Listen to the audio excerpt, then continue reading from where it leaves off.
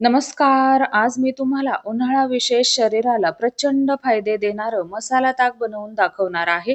ताकाला पृथ्वी तलावरती अमृत म्हटलं जातं कारण ताक पिल्यामुळे शरीरातील अतिरिक्त उष्णता आणि दाह कमी होतो. सोबतच पाचक मसाला सुद्धा बनवून दाखवणार आहे.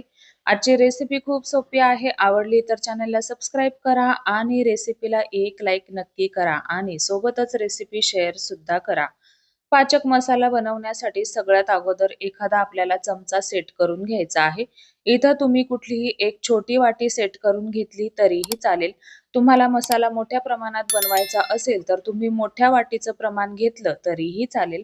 आता या चमच्याने आपल्याला 3 चमचे इतकी बडीशोप घ्यायची आहे. बडीशोप घेत असताना अगदी सपाट चमचा भरून घेतली होती. यानंतर 3 चमचे बडीशोप, 3 चमचे आपल्याला जिरं घ्यायचं आहे. तर हे साधं जिरं आहे. यानंतर अर्धा चमचा काळी मिरी घेतलेली आहे. 1.5 ते 2 इंच दालचिनी घेतलेली आहे. 4 ते 5 लवंगा घेतलेल्या आहेत. काळी मिरी उष्ण असते, पण ज्यावेळी तुम्ही हे काळं मिरं पाण्यासोबत किंवा एखाद्या द्रव्य पदार्थासोबत खाता, म्हणजेच पातळ पदार्थासोबत खाता किंवा जेवणासोबत खाता, त्यावेळी ते शरीराला थंडावा देतं. आता हे खडे मसाले आपल्याला बारीक गॅसवरती खरपूस असे भाजून घ्यायचे आहेत. लक्षात ठेवा गॅसची फ्लेम जर का मोठी ठेवली तर हे करपू शकतात व चवीला व्यवस्थित लागणार नाही. यामध्ये लवंग अतिशय कमी प्रमाणात वापरलेली आहे. जर का जास्त झाली तर घशामध्ये जळजळ होऊ शकते. आता हे आपलं व्यवस्थित असं खरपूस भाजत आलेलं आहे. यानंतर यामध्ये आपण घालणार आहोत अर्धा चमचा ओवा. ओवा आकाराने लहान असतो, यासाठी हा ओवा आपल्याला सर्वात शेवटी घालायचा आहे. सुरुवातीलाच घातला तर पटकन भाजला जातो, यासाठी ओवा आपल्याला सर्वात शेवटी घालायचा आहे. ओवा घातल्यानंतर हे आपल्याला 1 ते 2 सेकंदासाठी भाजून घ्यायचं आहे. यानंतर यामध्ये आपल्याला मूठभर कढीपत्त्याची पानं घालायची आहेत. हा कढीपत्ता मी उन्हामध्ये सुकवून घेतलेला आहे. स्वच्छ धुवून हा कढीपत्ता आपल्याला उन्हामध्ये सुकवून घ्यायचा आहे. मूठभर पुदिन्याची पानं घातलेली आहेत. चमच्याने म्हणाल तर 4 चमचे इतका पुदिना, 5 ते 6 चमचे इतका कढीपत्ता आपल्याला वापरायचा आहे. आता पुदिना व कढीपत्ता घातल्यानंतर हा मसाला आपल्याला 1.5 ते 2 सेकंदासाठी परत व्यवस्थित असा भाजून घ्यायचा आहे. यामधला पुदिना व कढीपत्ता हाताने अशा पद्धतीने चुरायला हवा, म्हणजे समजायचा आपला मसाला व्यवस्थित भाजून झाला. आता हा भाजलेला मसाला आपल्याला व्यवस्थित असा थंड करून घ्यायचा आहे. लगेचच गरमागरम आपल्याला हे मसाले वाटून घ्यायचे नाहीत. थंड झाल्यानंतर मिक्सरच्या भांड्यामध्ये काढून घ्यायचा आहे. आता यामध्ये आपल्याला साधं मीठ व काळं मीठ घालायचं आहे. तर पाव-पाव चमचा इतकं मी मीठ घातलेलं आहे.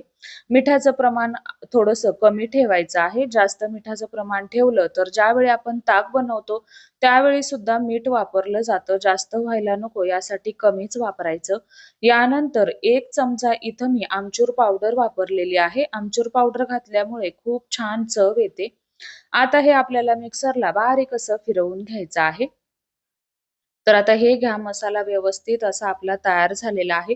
मिक्सरला फिरवत असताना एकदम बारीकसर असा फिरवून घ्यायचा आहे.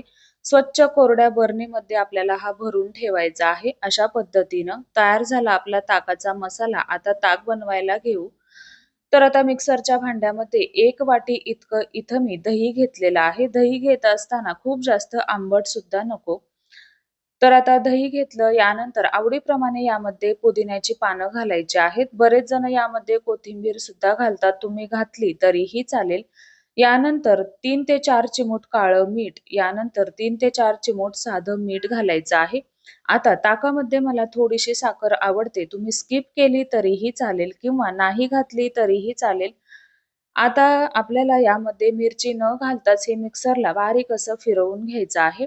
बरेच जण ताक बनवताना मिरची सुद्धा घालतात, तर मी मिरची स्किप केलेली आहे. मिरची घातल्यामुळे खूप जास्त जळजळ होते. अर्धा चमचा आपण तयार केलेला ताजा-ताजा ताकाचा पाचक मसाला घालायचा आहे व हे आपल्याला मिक्सरला बारीक असं फिरवून घ्यायचं आहे. बारीक म्हणजे व्यवस्थित असं फिरवून घ्यायचं आहे. तर आता हे ताक तुम्हाला किती पातळ, किती घट्ट हवं आहे, त्यानुसार यामध्ये तुम्हाला पाण्याचं प्रमाण वाढवायचं आहे. तर ताक खूप जास्त पाण्यासारखं सुद्धा बनवायचं नाही, याची चव व्यवस्थित लागत नाही.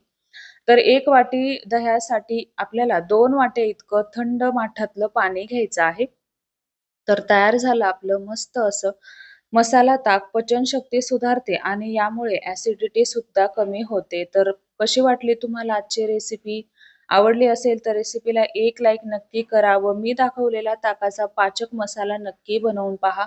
हा मसाला तुम्हाला खूप खूप आवडेल. चवीला खूप छान झाला आहे. रेसिपी पाहिल्याबद्दल खूप खूप धन्यवाद.